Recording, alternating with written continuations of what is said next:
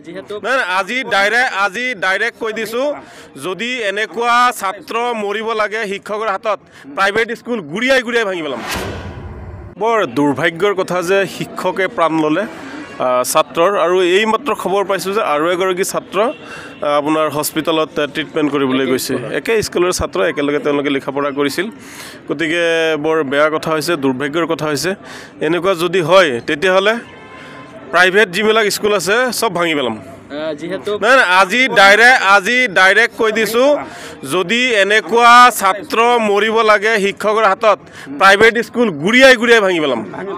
কোনেও আমাক ৰখাব নোৱাৰে। মানুহ যদি মৰিব লাগে, আৰু আমি আজি জনাম, মই মুখ্যমন্ত্ৰী ডাঙৰীয়াক জনাম, অলপ পাছতে আমি জনাম, আমাৰ ইয়াৰে বিধায়ক আছে তথা মন্ত্ৰী আছে, আৰু শিক্ষামন্ত্ৰীক জনাম।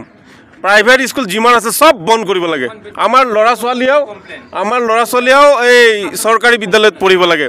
আমাৰ অভিভাৱকৰ কাৰণে কিছুমান অভিভাৱকে মানে নিজৰ ল'ৰা ছোৱালী কিবা বুলি ভাবি একেবাৰে চব প্ৰাইভেট এনেকুৱা হৈ গৈছে।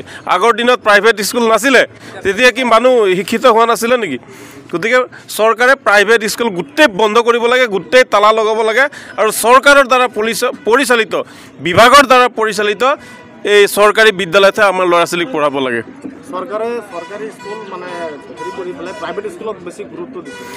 আৰে বাবা, মুখ্যমন্ত্ৰী ঘৈণীয়েকে যেতিয়া স্কুল খুলিব তেতিয়া মুখ্যমন্ত্ৰীয়ে কিহত গুৰুত্ব দিব?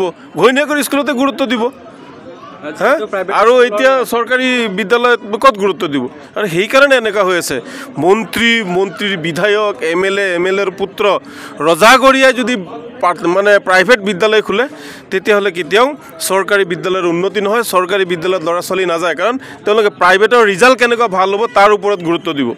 গতিকে ৰিকুৱেষ্ট কৰিছোঁ আমাৰ ইয়াৰ স্থানীয় বিধায়ক তথা মন্ত্ৰী অশোক সিংহাল ডাঙৰীয়াক মই অনুৰোধ জনাম, অসম চৰকাৰৰ লগত কথা পাতি, মুখ্যমন্ত্ৰী ডাঙৰীয়াৰ লগত কথা পাতি এনেধৰণৰ পাবত গজা যিবিলাক প্ৰাইভেট স্কুল আছে এইবিলাক বন্ধ কৰিব লাগে।